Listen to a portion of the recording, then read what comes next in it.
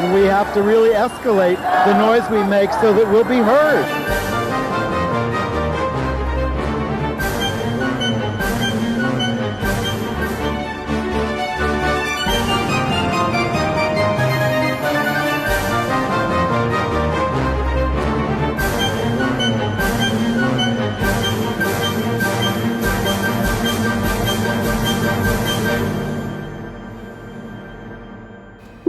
Congratulations, California. You kept your pro-gay governor. I'm Andy Hum. This is Gay USA.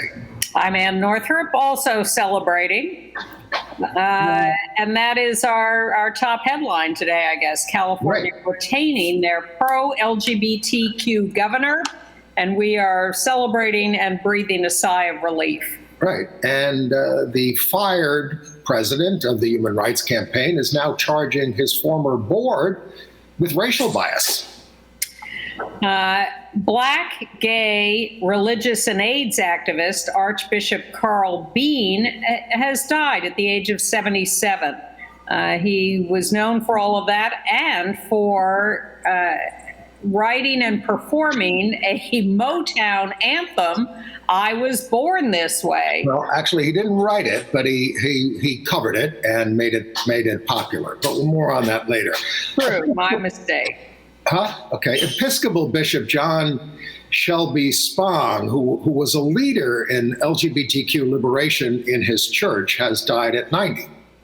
We're going to talk a little more about the legacy of the late actor Michael K. Williams, who, as we keep counting, we now realize played 4 gay roles in TV and movies. Carl Nassib. Is that your phone? Yeah, I'm turning it off. Okay. Carl Nassib, of the Las Vegas Raiders, made his debut as the first out player in the NFL regular season, and he made a big play. Yeah, we'll tell you all about that. President Biden is being urged to help LGBTQ refugees from Afghanistan. Lil Nas X is a big winner at the Video Music Awards. And the annual Met Gala has returned, the Metropolitan Museum Costume Institute Gala in New York, and had a ton of LGBTQ stars on the red carpet, some of whose fascinating pictures we will show you. It's almost as gay as Halloween, and it's very much like it. More so every year. More on 2 films of LGBTQ interest, Divine Love from Brazil and Little Girl from France, that Anne is going to tell us about. But we gave them a little short shrift last week because we ran out of time, but we will go into a little more depth on them because they're opening this week. So it was a blowout win for Gavin Newsom. It is a great relief. The right-winger Larry Elder led the pack of 46, but a lot of people just didn't even vote for the down there for pick among the 46. He got less than half the votes that Newsom did. It's a repudiation of Trump and Trumpism. Caitlyn Jenner, if you were curious, got 1.2% of the vote and is bitter. Hey, explain that more. Bitter. Why is Caitlyn Jenner bitter, or what is she saying about being bitter? It's just bitter at the voters. Now, Gavin Newsom made his last campaign appearance with Long Beach with President Biden, but also with the city's out gay mayor, Robert Garcia, who was reelected to a second term in 2018 with 80% of the vote. And by the way, they're already looking to get rid of that recall law in California. Well, Gavin Newsom has certainly been our friend consistently all along. He has made some tone-deaf missteps in his governorship along the way, but we support him. And here are a couple of things that California is doing that are indicative of what he can do for us and has done for us, because he signed all the pro-LGBTQ legislation along the way. The California Assembly has just passed a repeal of the loitering with intent to engage in prostitution law. This is a change that happened in New York recently, too. It's basically the law is an excuse to just round up trans people on the street. So California is now moving to repeal it. The Assembly has passed that. I'm sure the rest of the legislature will, and Governor Newsom will sign it. And there's also another bill making its way through the legislature, and that is wait a minute, I have it here. It has passed the whole legislature. Civil penalties for stealthing. Stealthing is when men remove the condoms they are wearing during sex without letting their partners know, whether their partners are male or female. And it turns out in surveys that 10% of men admit to doing this. It's just unbelievable to me. So the legislature has passed a bill that will make available civil penalties for this so that the partners can sue for the bad acts of their partners who've removed the condoms. It's not about jail, it's about civil penalties. I find this so incredibly reprehensible. This is about men who want their female partners to get pregnant. It's about men who want their male partners to be vulnerable to HIV or just... Well, you sure need a law like that in Texas now because, women are inadvertently getting pregnant and can't get abortions. And I'm happy to see the Justice Department suing over that. I read the article in the Washington Post about the horrific things that women are going through to get out of state. You're subjected to a sonogram, and then they tell you, you're past 6 weeks, we can't do anything for you. And right. People absolutely hyperventilate, have all kinds of health issues, and then have to get in a car and go for 15 hours to get out of the state. And pretty soon they won't even be able to do that when all these other states pass this thing. And I suspect that some of those women who do not follow the news, in spite of all the headlines, are shocked to find out that when they are more than 6 weeks pregnant, they are not allowed to have an abortion in Texas. Well, which is very surprised. I was happy to see a federal judge has struck down Governor Ron DeSantis's law criminalizing protest. It's an ACLU case. The judge in the case, Walker, wrote, if this court does not enjoin the statute's enforcement, the lawless actions of a few rogue individuals could effectively criminalize the protected speech of hundreds, if not thousands, of law-abiding Floridians who happen to be participating in a demonstration where it becomes a little rowdy. We're headed down a very bad path in this country in so many places. And please, can we not, be praising George W. Bush? All the stations, including MSNBC, ran his statement condemning domestic terrorism. Don't forget, and division. He ran on division when he got reelected by trying to institute a constitutional amendment against same-sex marriage. And of course, the war he started is what gave us Trump. It's amazing how these people change in retrospect, and yet at the time are incapable of seeing the error of their ways, even though we're all yelling at them not to do it. Well, at least they took Robert E. Lee down in Richmond.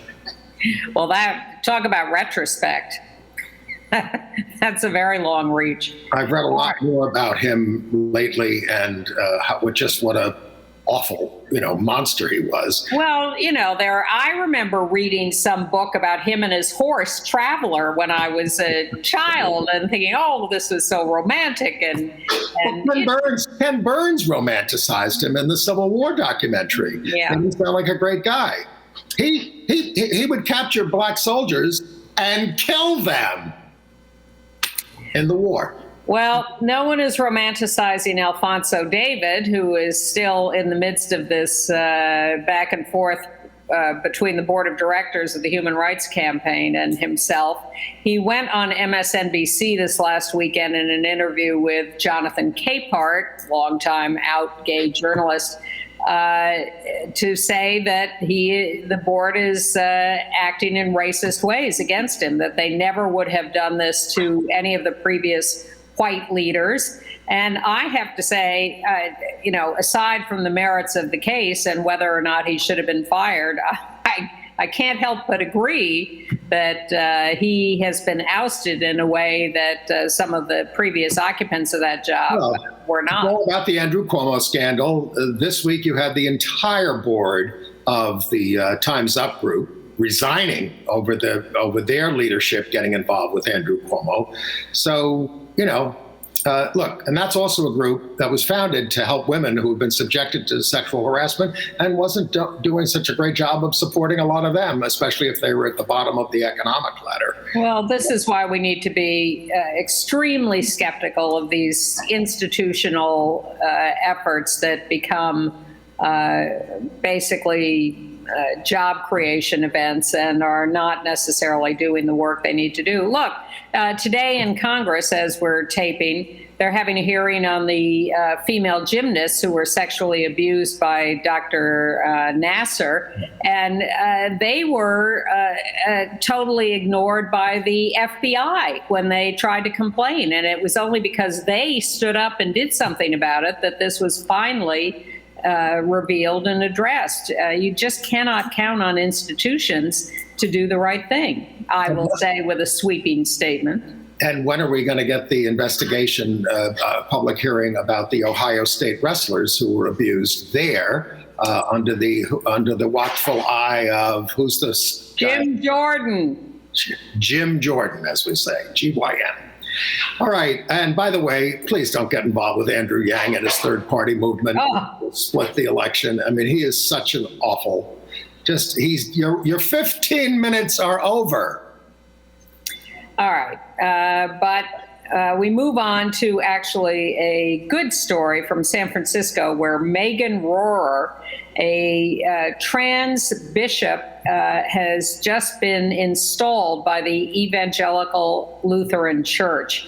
I think we've talked about Megan having been elected a bishop, but has now been installed, will oversee 200 congregations of the church in Northern California and Nevada, was previously a police chaplain, pastor for homeless people and LGBT, is married and has 2 children. She said, my call is to be up to the same messy, loving things I was up to before. This is a big denomination. It has 3.3 million members. On the other end of the religious spectrum, the New York Times is adding a new opinion columnist, Tish Harrison Warren, a priest in the Anglican Church in North America, which is so right-wing it makes Amy Comey Barrett look like a progressive. Tish brags about the fact that she is submissive to bishops' authority. She is rabidly anti-LGBT, but she's been brought on by the New York Times as an opinion columnist to provide balance in the pages of the Times. Let's get the Nazi view of Passover. I'm sure that will be next. That's what David Rothenberg always used to say about ridiculous.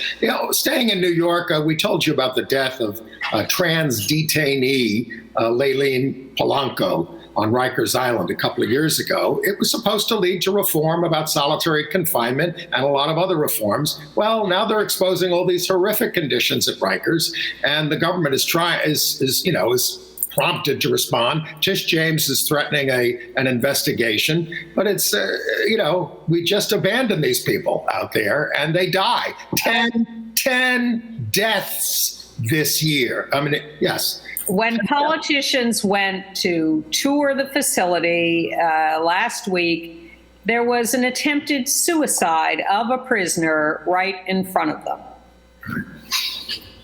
Okay. Well, is everything up to date in Kansas City now?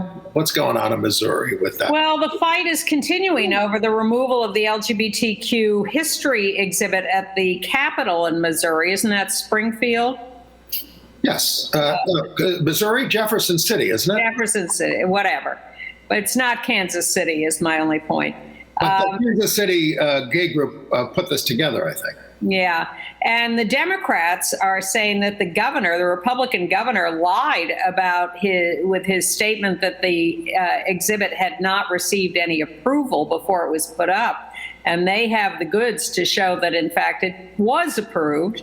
And the removal of it is completely against the law, viewpoint censorship, and just another move by right-wing Republicans to cancel us. Right. So they're continuing to fight that. Okay, the Aetna Insurance Company is being sued for requiring gay couples to pay out more out of pocket for fertility treatments than non-gay couples. So the New York State Department of Financial Services said in February that Aetna had broken state law, but nothing has been done about it. So again, institutions, they can say anything they want, but they're not getting anything done. But better late than never, a federal court has ordered southeastern Oklahoma State to reinstate trans professor Rachel Tudor, who was fired in 2011 for offending the religious beliefs of an administrator who didn't like that she was trans. Now she'll get tenure. She'd be the first tenured Native American professor in the English department's history. She started there in 2004, transitioned in 07, won a suit in 17, got $1 million. The judge reduced that, but this week the court said you can get your old job back. Yeah, the university had wanted her not to get her job back, and the judge said, wait a minute, that is only an incentive for these places to fire people, even if they lose a lawsuit, because they get rid of the professor. And the university had said, well, there's too much dissension here. There's too much bad feeling. We can't have her come back. And the judge said, look, unless this is really egregious and they're at knife point or something, you've got to give her job back, because you have to show that she was in the right all along and that she has a right to that job. You cannot profit off your own misdeeds. And so that is a great result. And back to Missouri in St. Louis at Neosha Junior High School, a new teacher there, a speech and theater teacher, John Wallace, 22 years old, put up a rainbow flag in his classroom and said, everyone is welcome here. And the kids asked, well, why are you showing this rainbow flag? And he said, because I'm gay. Well, some of the parents freaked out and said, you are not allowed to talk about it or teach it. He quit. Because there is no non-discrimination law in Missouri that includes sexual orientation and gender. Well, there is the Bostock decision, which ought to protect him in that situation. Well, that is why he has complained to the U.S. Department of Education Office of Civil Rights, currently run by Suzanne Goldberg, former Lambda attorney and Columbia professor. We'll see whether Suzanne can actually institutionally get him his job back on a good basis. Shall we talk about some of the people we've lost? Yes. Most prominently, I think it's Archbishop Carl Bean. He was a gay and AIDS activist, 77, he has died, and a Motown artist who did do the cover of I Was Born This Way back in 1977, and it became a big gay anthem, declaring himself happy, carefree, and gay. I was born this way. It got to number 15 on the Billboard's dance chart. It inspired Lady Gaga, who released her hit album, Born This Way, based on it. It wasn't the exact cover, 4 decades later, which she acknowledges. She thanked him for decades of relentless love, bravery, and reason to sing. But he founded this church, the Unity Fellowship Church Movement, which now has like 17 locations worldwide. He founded the Minority AIDS Project in 1985. Just a true leader and a great pioneer. He recognized a need for both a religious institution and HIV care for the Black population that was not being adequately served in either arena. Right. So the Minority AIDS Project in 85 provides prevention, care, and treatment for low-income Black and Latinx people. And the church, founded in 82, is a thriving institution in places all over the world. I think there's one out in Brooklyn, too. And as you saw from the picture, his autobiography is also called I Was Born This Way. And there's a documentary in the works about him. The gay avant-garde playwright, Jean-Claude Van Itali, has died at 85 on September the 9th. He was best known for his 1966 anti-war play, America Hurrah, a trilogy that played off-Broadway here and at the Royal Court in London and grew out of La Mama, the Experimental Theater Club, and Joe Chaikin's Open Theater. It attacked American consumerism as well as war. He was born in Belgium, but his family fled the Nazis in 1940. Went on to grow up on Long Island and graduated from Harvard in Greenwich Village. He was at Joe Chino's Cafe Chino, the birthplace of gay theater, wrote 30 plays, taught performance and workshops, translated Russian plays. He also, in 1972, did the screenplay for a hardcore gay porn film, which had a highly political plot. He ended up creating a farm in northwestern Massachusetts, where he ran a lot of meditation workshops, and he was a teacher for many, many, many years. Tony Kushner said he was his only teacher. Oh, well, interesting. Yeah. We also note that, wait a minute. We have the death of Bishop Spong. Yeah, let's. Episcopal Bishop John Shelby Spong, once of Newark. He died at 90 in Richmond, Virginia, at St. Paul's, where he'd been a pastor. He ordained the first out gay priest in 1989, J. Robert Williams, and 36 more by the time he retired. He championed women clergy and LGBT rights. He didn't believe in things like the virgin birth or the physical resurrection of Jesus. He practiced love and acceptance, wrote a lot of books. Great guy, great leader. One of his books most famously was called Living in Sin, A Bishop Rethinks Human Sexuality. He leaves a wife and 3 daughters and was just a wonderful, wonderful ally. And we lost another trans woman to a shooting. We're talking about Desaya Monet, a black transgender woman shot to death, 32 years old, in Chicago on September the 6th, the 36th known violent death of a transgender or non-binary person in this country this year. In Atlanta, they have arrested Tondre Seals, 17 years old, for entrapping men on Grindr, seducing them,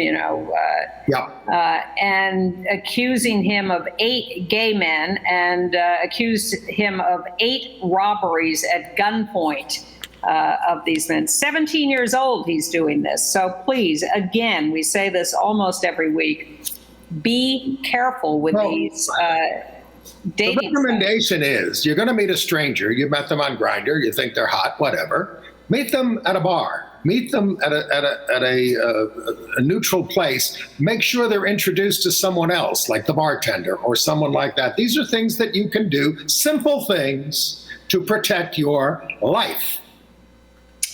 A little more on Michael K. Williams, who died a couple of weeks ago. We told you originally he'd played 1 or 2 gay roles. Now the count is up to 4.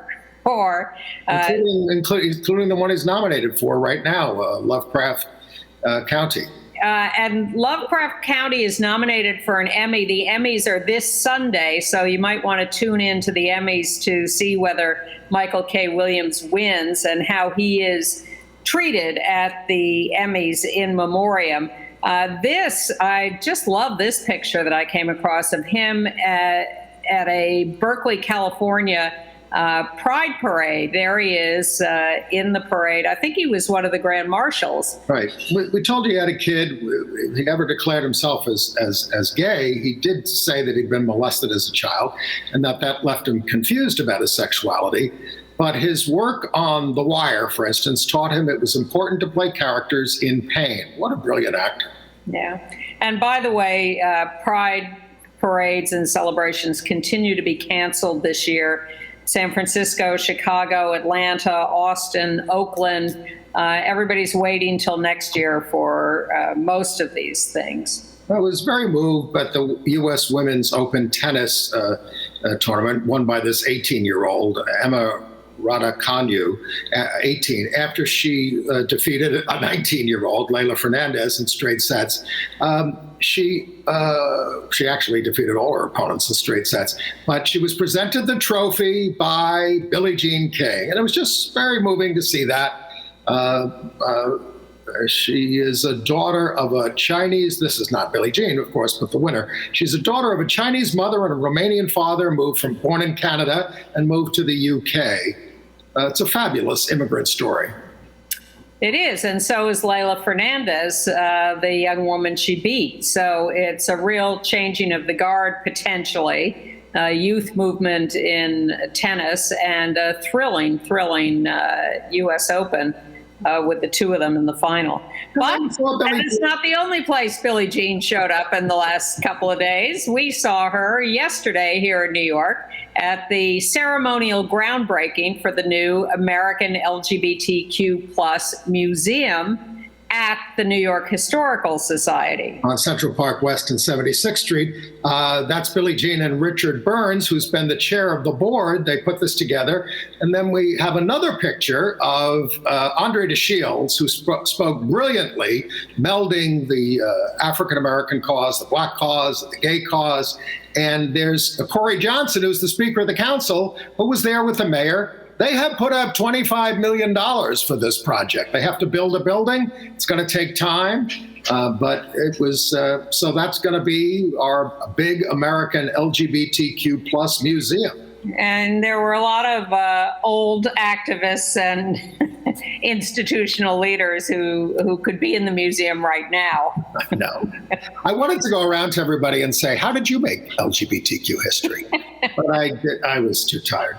Well, someone making LGBTQ history today is Carl Nassib, who is we've been talking about as the first out gay player in the National Football League. And we told you last week that he and the Las Vegas Raiders, formerly the Oakland Raiders, were going to be on Monday Night Football this week to start off the season. So, yes, they were there, and a fan showed up in a shirt with Nassib's name and number on the back, and that was great. He was getting support from the fans. And even Charles Barkley, on a broadcast of the game there on the lower left, is wearing Nassib's shirt. Charles Barkley has always been a supporter of the LGBTQ community. So let me tell you a little about the game. I used to watch a lot of football. I don't anymore. But, the evening was getting late on Monday, and I thought, I wonder what's going on with that game. And I turned it on, and it turned out to be the last 2 minutes of the game. It's the Baltimore Ravens and the Raiders. Yes. So the game was tied. Now, the Baltimore Ravens are a top team, expected to have a chance at going to the Super Bowl, big winners for the last few years. The Raiders have done nothing for years. They have really fallen in their competence. But this was their first regular season game in Las Vegas. The fans were back. Everybody was very enthusiastic. So it's tied with 2 minutes left. This is amazing. So the Raiders have the ball, and the Ravens have the ball. The Baltimore Ravens have the ball. They take a minute and a half of the 2 minutes, go down the field, and score a touchdown. And the Raiders fans are all like, well, what else did we expect with the Baltimore Ravens? But they get the ball back, and in less than half a minute, the Raiders go down the field, score a touchdown, and I'm sorry, they traded field goals, not touchdowns, field goals. But it's tied. It's tied at the end of the game, and they're going to overtime. The Raiders have the ball. They appear to score, but it turns out they didn't quite. But they had the ball on the 1 yard line, and everyone's thinking, they got 4 chances to score. Well, they don't. In fact, they throw an interception in the end zone. The Ravens have the ball. They're advancing. It looks like the Raiders are dead, and the Ravens are going to win this, when all of a sudden, boom, Carl Nassib tackles the quarterback, sacks him, forces a fumble, Raiders recover, score, win the game. Carl Nassib is the hero of the Las Vegas Raiders upsetting the Baltimore Ravens. Your football commentary is much more illuminating than President Trump's boxing commentary. Well, if I could get the scoring right at the end of the game, but it was so exciting and so crazy, back and forth and up and down and interception and fumble and scoring in 27 seconds and all of this. It was so emotional. The Raiders coach said, "I lived, I died, I lived, I died." I don't ever want to play a game like that again. But Carl Nassib is hoisted by his teammates on their shoulders. There's hugging, there's kissing. Everybody is happy, and the crowd is cheering for him. It was just unbelievable. Elsewhere in sports news, trans athlete Alana McLaughlin made her pro mixed martial arts debut on September 10th and went on to win her first bout in Miami Gardens, Florida, the second trans woman to compete in pro mixed martial arts competition in the United States, following Fallon Fox. Well, congratulations to her, and congratulations to Carl Nassib, who says, "I can't wait to get to Pittsburgh for the next game." Yeah. Okay. Yeah, we'll see whether he turns out to continue to be the Raiders' lucky charm. Okay. All right, international news. Yeah, well, six major groups are writing to President Biden and say you've got to do something to reclassify the LGBTQ refugees coming out of Afghanistan, desperately trying to save their lives. And I hope that will move along. Canada seems to be the only nation that's doing it for gays, the only one. And of course, when I read, what the Taliban has instituted for women can attend university, but not with men. They can only have female professors, but if they have a male, if there's only a male, he has to teach from behind a screen, so they can't see him. There are versions of this in a lot of religiously orthodox communities around the world. It's certainly radically horrible there, but it exists in one form or another in a lot of places. Oh, a correction to last week's story about a man in Madrid who claimed to have been beaten up and somebody carved maricone in his buttocks. And there were protests. Now he's saying, it was actually a consensual encounter. I was too embarrassed, go home to my boyfriend with this. And it was just ridiculous. Sorry, folks. And please, there's enough horrible stories. We don't need ones that are... This happens occasionally. I would say once or twice a year, we come across a hoax like this. And it's sad and upsetting, but it happens, and it happens in all communities across the board. Sure. The activists in Spain said, we're not happy about this, but we're going to continue to demonstrate because other people are seriously the victims of violence. The murder recently of a young gay man in Spain who was just picked off the street by a mob. It keeps happening, and so they're not letting this stop them in their demands for freedom and justice. Very sad to read that the great stage actor, Shakespearean actor Anthony Sher has been diagnosed with a terminal illness. I have a picture of him. That's him on the right with his husband, Gregory Durand, who is the director of the Royal Shakespeare Company. Gregory is stepping down for a time in order to take care of him with this terminal illness. We had him on the show, Anthony, when he did the Broadway show Primo, about Holocaust survivor Primo Levi. I saw him in Falstaff at the History Plays. Just a picture, by the way, is from their wedding. And other stories of violence in the UK. A 20-year-old man had his friends torture his ex-boyfriend in a very vicious and violent attack. In a small town in France, a gay mayor was grabbed and tied to a tree and beaten and robbed. And also in France, they're now conducting the trial of around the murder of a gay man 2 years ago. The killer stabbed him, beat him with a crowbar, is now claiming demons in his head forced him to do this, and that the guy he killed was too aggressive with him and came on to him, and therefore he had to kill him. In that English case, the 20-year-old perpetrator was sentenced to 3 years, 8 months in prison, and the 15-year-old girl who was his accomplice was given youth rehabilitation. In Austria, the European Court of Justice ruled it was wrong not to give an Iraqi LGBTQI refugee a second chance at asylum after he revealed he was gay. He had first applied based on his because he had refused to fight in the military. In 2015, he'd been fearful of disclosing his sexuality, and Austria has a history of rejecting gay refugees, so the court stepped in.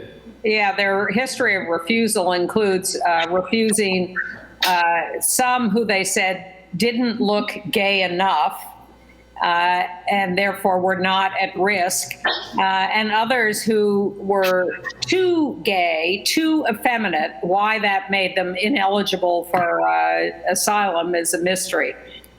But Austria is pretty tough. No, Germany, better. They're compensating 249 persecuted under those Nazi-era criminalization of homosexuality laws. It was decriminalized in '69, but not taken off the books till '94. The government's got out about $1 million in payments so far. Which doesn't sound like very much for 249. Well, it's token, but they don't even do that here. I mean, in 2000, the Parliament expressed regret for the paragraph 175, the anti-gay law, at a time that the U.S. still had 13 anti-sodomy laws on the books. In Panama, the Supreme Court of Justice is refusing to enforce the mandate for legalizing same-sex marriage from the Inter-American Court of Human Rights. This is a conundrum. The Inter-American Court of Human Rights 2 or 3 years ago mandated that all Central and South American countries had to legalize same-sex marriage. Some have complied, but more have not. And this looks like a long-term fight to get this to happen across Central and South America. On the other hand, we may lose it any minute, so who are we to talk? We want to celebrate a brave Chinese lesbian, a volleyball athlete, Sun Wenjing, who has come out as lesbian on social media. That's her on the right, I believe, right? Yep.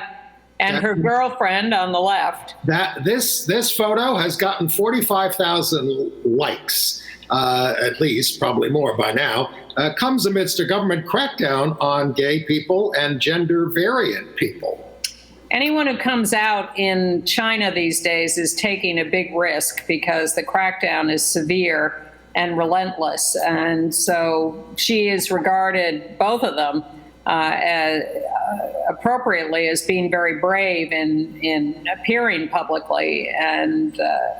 But it is this kind of grassroots refusal to hide that is going to make the difference, as opposed to the institutions of which I'm so skeptical. Also tough to be out in Turkey. A performance by the Bulgarian LGBT pop folk star Aziz at a festival in Bursa in Turkey had to be canceled after a campaign by Islamists targeting the Roma singer as perverted. It was led by an Islamist newspaper.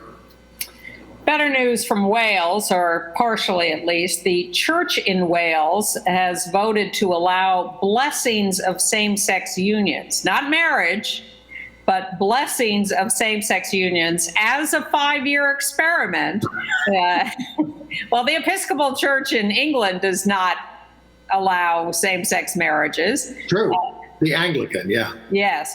Now, and this vote in the church in Wales was approved by all levels of the church, the bishops, the clergy, and the congregations, the laity, all approved this. So it's definitely a step forward. And once they see that the world does not end, not because of this at least, perhaps they will take the next step. I am not excusing the Church of England. What they're doing is disgraceful, but they, of course, are the seat of worldwide Anglicanism, and they're always concerned about, the schism in the church over all the outside churches from around the world that will leave when they do that.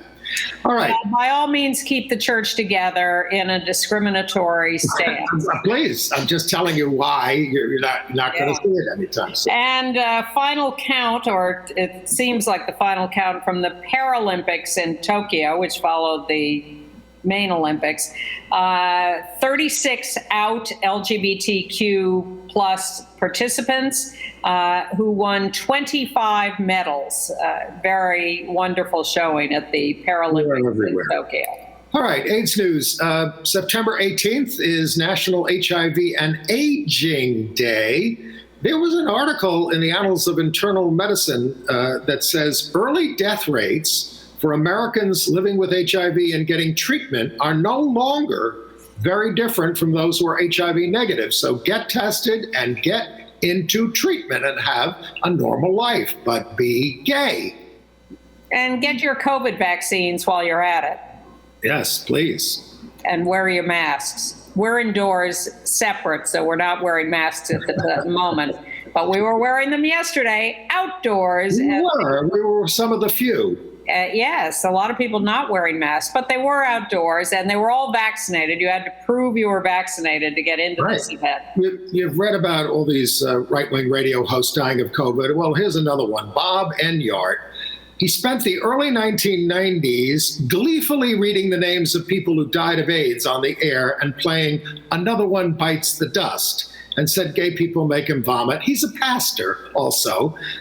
He died of COVID at 62. He told his listeners to boycott the vaccine, increasing their chances of dying of COVID 11 times. He also believed in the death penalty for homosexuality, but it looks like he got it first. Well, the count, I think, at the moment is 5 or 6 right-wing radio hosts who were vaccine deniers who have now died of COVID. I don't want to celebrate anyone's death, but really, if that's not an object lesson to people, I don't know what is. Right. How can their rabid listeners not be taking that lesson? Okay. All right, so let us take the lesson of Lil Nas X. The MTV Video Music Awards took place last weekend in New York, and they were quite the celebration of youth, and particularly of, among others, Lil Nas X. Now, here he is on the red carpet. I must say, when I saw this purple number, I was horrified. I thought this was hideous, but it turns out to be Versace, and I think vintage Versace. So that's how he started the evening, with a fairly long-haired wig.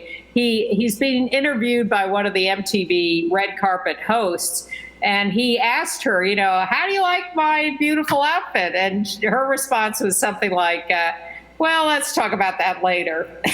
So that was, let's just call that controversial. He was not the only LGBTQ event at the VMAs. There was a performance by Normani, who is there in the horizontal position. That is Tiana Taylor in the vertical position. Normani was doing a tribute to a Janet Jackson performance of some years ago, where she did something like this with a man, but Normani did it with a woman, Tiana, who had famously appeared in another dance sequence a couple of years ago. Was there a wardrobe malfunction? No. No, the one who was continually worried about a wardrobe malfunction was Lil Nas X, who keeps referring to his SNL problem. But then we had his performance, which was more of Montero and Industry Baby. It was a sort of mashup, but he's there with his dancers. He's in pink. At the end of the performance, they stripped off the pants and were down to sort of sparkly briefs. It was, again, a provocative performance on his part and very popular with the crowd. And then he won the award for Video of the Year. There he is with his moon person. They no longer call it the Moon Man, they call it the Moon Person. And he, as he accepted the award, he said, "First, I want to say thank you to the gay agenda. Let's go, gay agenda." Right. It was hilarious. And he also, in that performance, in that sort of prison setting, one of the dancers was a manager from the Southern AIDS Coalition who was wearing a black jacket with a number on the back of it, 433816, which at some point was the number of people living with HIV in the South. Yep. To make the point about black gay men in the South who are, overrepresented in HIV statistics. Well, Billy Porter introduced Lil Nas X and said, "When I was first coming up in this industry, let me just say the people were not ready for all this black boy joy. But children, it's a new day, and I'm so thankful to have lived long enough to witness it." It was wonderful.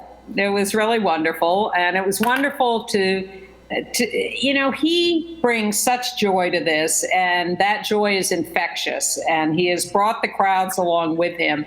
And no matter how provocative and wacky he is, everybody just joins in the fun and has a great time. And that's the way to do it. All right, let's go to the Metropolitan Museum's Costume Institute Gala, the red carpet there, and we just want to show you as many LGBTQ people as we can. We're just going to show you what they were wearing. Megan Rapinoe. Well, she's in red, white, and blue. The theme of the red carpet was American independence, so she's playing off that. She's covering up the first word, but it says, "In gay we trust." And then Elliot Page made the scene in a tux. With a green carnation, which is a reference to Oscar Wilde, who wore a green carnation as a signal of gayness. And Frank Ocean, I think, had green hair. Yes, and a green doll.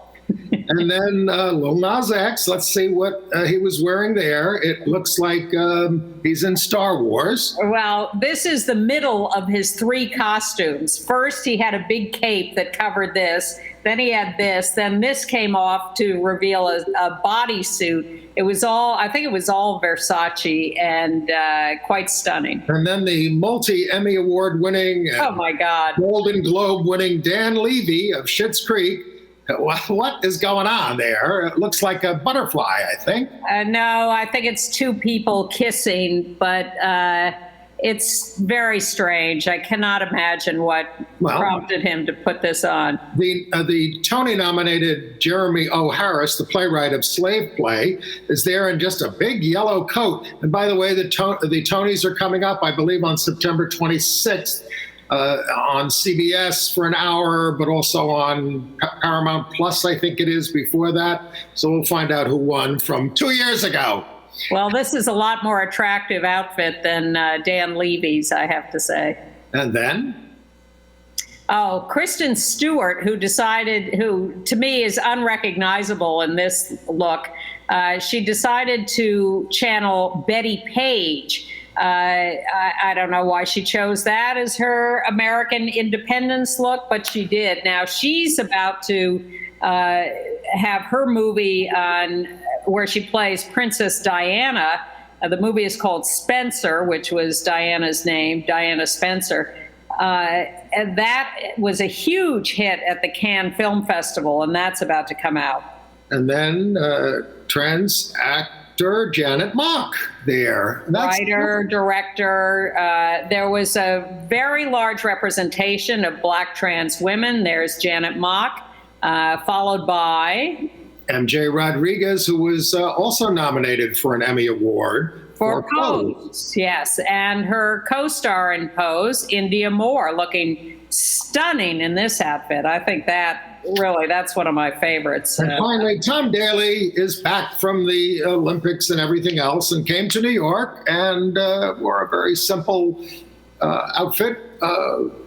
There's a little more detail than you can see in this picture. And where is Dustin Lance Black? That's what yeah. Well, he's working on the screenplay for, what is it they're doing? Oh, the Bayard Rustin film that the Obamas are producing. So this is just a snapshot of the LGBTQ people on the red carpet at the Met Gala. There were a lot of young ones whose names I barely know. But these were some of the highlights and the range of people who were there. So it was nice to have them all show up. Well, speaking of range, tell us about the Green Power Ranger coming up.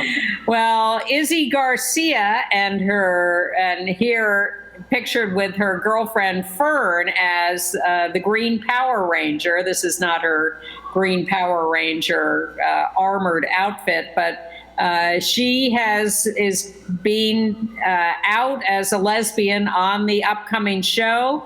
She is Power Ranger Dino Fury in episode 13. It has aired already in France. It is coming here soon.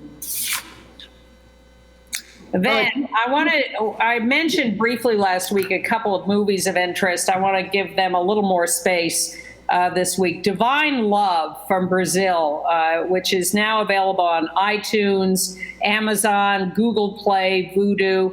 This is a different take on the evangelical takeover in Brazil, where, Bolsonaro is just destroying us, and where the murder rate of trans women is the highest in the world. So this posits a situation a few years hence where an evangelical cult has taken over and cures people of their sins through sexual exercises. It's an extremely compelling movie, a little strange, a little off, but in a way that is deep and fascinating. The woman at the center of it works in a government registry, and when people come in to register their divorces, she says, well, really, you shouldn't be divorced. You should be fixing your marriage, and you should come with me to this cult church and engage in these sexual practices, and we'll fix you. And it's just wild the way they take them through it. She goes for counseling to a church that is a drive-through church. And I mean, she's in her car driving through the church. It's not like an outdoor, McDonald's drive-through. It is driving through the church and consulting the pastor there. It is, the whole thing is just quite fascinating. And so I recommend Divine Love. And the other one is Little Girl from France, which is a documentary. And it's a documentary about a young trans child, 7 years old, Sasha, a little trans girl. And we've seen some of this story in other documentaries and films. But this one is set in rural France, and that's what makes it different and valuable for me. Her parents are supportive and trying to help her through these various systems. She's rejected from ballet class. They don't want her in there. Her school, on the other hand, is more accepting and sets it up for her success. It's now playing in theaters in LA and New York. It's going to expand to other theaters. And Little Girl is a very interesting and different film. Let's just hope Texas doesn't get the idea of passing a law against trans girls in ballet. Well, according to this film, they don't have to, because the ballet classes will reject them out of hand. That all sounds good. We've told you that a musical of Trevor, which was an Academy Award-winning short film about a young chubby kid who's gay, who tries to take his life, and it's actually kind of upbeat, despite what it sounds like. And they made a musical about it, and with the actor has been cast in it for the October 25th opening. 13-year-old Holden William Hagelberger from Sherland, Texas. He's going to play the Diana Ross-loving gay teen with a crush on a non-gay classmate. It's based on an award-winning short written by Celeste Lacine, directed by Peggy Rasky, and produced by her and Randy Stone, who's a buddy of Jodie Foster. And they all got involved in the Trevor Project, which is a national hotline that you can call for teens who are considering taking their lives and would like to be stopped. 2,000 kids were auditioned for this role, and this will be his New York debut. And then the TV series, What We Do in the Shadows, is about to start its, third season? Yes. And it's, I haven't seen this. I don't know if you have.